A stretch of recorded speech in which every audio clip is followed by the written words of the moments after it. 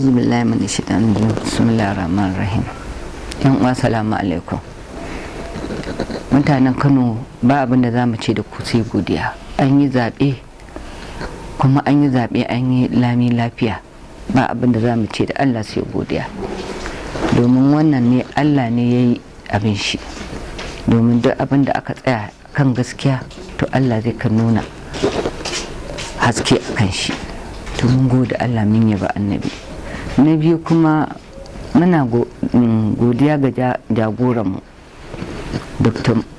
Sanata Musa Rabi Musa Kwankwaso, jagoranmu wanda yake jajirtacce, wanda ya zama ba abin da yake a zuciya sai talaka, ba abin da yake damunsa a zuciya illa ci gaban jama'a, ci gaban Kano, ci gaban Najeriya gaba daya.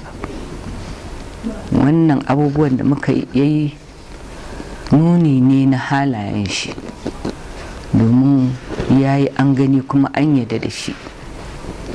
Shi ya kawo ya zama muka samu gagarumin ci gaba, muka samu gagarumin a wannan zaɓe.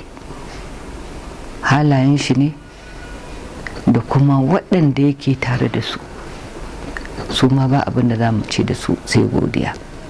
To duk waɗannan mutane ne wanda suke da son ci gaban mutane, kuma suka samu mataimakansu, domin duk in ka duba haraki na NNPP za ka ga mutane ne waɗanda ke son ci gaban mutane, kuma mutane ne waɗanda za ka ga jajirtacci ne, kuma za ka gan su bisa kan gaskiya.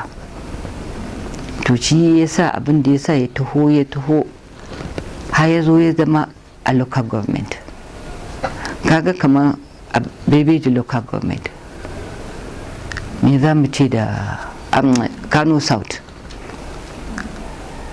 kaga muna da Senator Kawu Sumela wanda yake jajirtacce ne, wanda a duk shekarun nan ba mu da leadership a Kano South, amma alhamdulillah yanzu mun samu leadership a Kano South, kuma Allah ya taimake mu, kuma ya zo ya ci senate din shi, wanda shi ma jajircewar shi da gaske shi. Fatan mu Allah ya taimaka musu. Muka zo nan Bebeji local government, Honorable Abdulmumin Jibrin Kofa, da duk hierarchy na leadership tsakanin Bebeji da Kiru, duk waɗannan manya sun tsaya sun jajirce akan wannan zaɓe, kuma kowa ya iyakacin yin shi, kuma alhamdulillah mun samu haɗin kai, kowanne ya tsaya ya iyakacin yadda ya har aka samu wannan, aka ci wannan zaɓe. Ba abin da za mu ci sai godiya, amma musamman waɗanda za mu yi wa godiya matan da suka tsaya a cikin rana, wanda suka tsaya a cikin rana ba jin ranan, ba ƙin tafiya tunanin a tafi gida ko a samu wuri a tsaya a zauna, amma nan suka tsaya a cikin rana, ka tsaya sai da suka zaɓe mu. Haka samarinmu su ma haka suka jajirce, domin sun tabbatar cewa idan aka ci wannan gwamnati, in Allah ya yarda ba za su fada ƙasa banza ba, don sun san an taɓa yi, sun san in Allah ya da za su sami yadda suke so. Domin sana'o'i dai za a koya mutum, in makaranta ne za a mai da su, musamman samarinmu in makarantar ne su ma da santin haka za a mai da su makaranta, haka kuma za a ɗauki nauyinsu. Gidan ɗan talaka zai koma kima gidan mai kuɗi in Allah ya yarda. Muna da believe akan wannan gwamnati za ta mana yadda muke bukata, za ta wa jama'a yadda muke bukata, za a gyara makarantunmu, za a tabbatar cewa asibitinmu sun samu gyara, hanyoyin na local government wanda in ka je wani hanyar ma ba hanyar da za ka bi ko da mashin ne ma, mun san za a gyara mana su. Ayyukan da ya zama na duk aka yi banza da shi, to mun tabbatar yanzu za a ɗora akan hanya, zai tafi daidai yadda ya kamata. domin mun san gwamnati ce jajirtacciya ta yi da mun gani kuma na san za ta ƙara yi. Saboda haka mata mu gode wa Allah, mu tabbatar cewa komai zai tafi daidai in Allah ya yarda. Saboda haka mu kwantar da hankalin mu mata.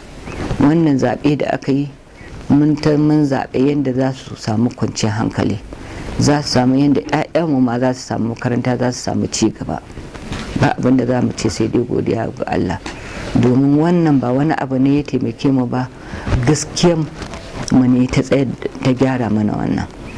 Gaskiyan manyan mu ne, jajircewa na manyan mu da mata ƙasa da mu da mu namu na kanmu da mata da samari shi ya kawo wannan. Kuma an ta sa ran cewa Allah zai kawo mana waraka, kuma alhamdulillah Allah zai kawo mana waraka. Allah sa mu dace. Mun gode, Allah ya taimaka, Allah saka muku da alheri. Ba abin da za mu ce sai godiya gare ku, da fatan mu kuma Allah ya sa mu fita kunyar ku. Babban godiya kuma zai tafi ga social media. Kun san yanzu campaign ya koma social media yadda ya kamata, especially in ka samu social media wanda suka san abin da suke. To alhamdulillah, a cikin 'yan social media wanda na san kwararru, Malam Sha'ibu ana dariya, muna da su da yawa. Akwai Suleiman na daka tsalle, muna da su da yawa. Ba zan iya mai shirin sunansu ba gaba ɗaya domin ban rike sunansu gaba ɗaya ba, amma mun gode musu kwarai da gaske domin sun yi rawar gani ba kaɗan ba, sun taimaka. Domin wani a news din baka sani ba sai da a social media. Wani lokaci baka da time da zaka ji radio, amma kana buɗe wayarka zaka ga abu latest abin da ake ciki, abin da ya wuce ma in baka ji labari ba in ka buɗe zaka gani. To yanzu zamani ya koma social media, kuma alhamdulillah yanzu mun samu namu na arewa sun iya, musamman na Bebeji da Kiru sun iya. Ba abin da za mu ce da su sai godiya. Malam Sha'ibu ana dariya, ina ganin you keep it up, domin you have gone a long way.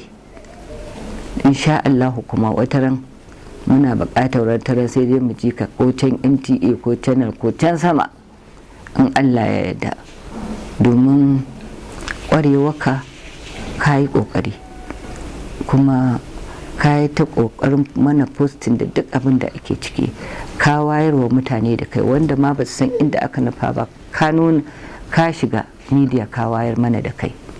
So saboda haka muna muku godiya in social media. Allah saka muku da alheri. I hope you keep it up. Kada a fasa, ka a relenting, a ci gaba. The sky is your limit. Thank you so much.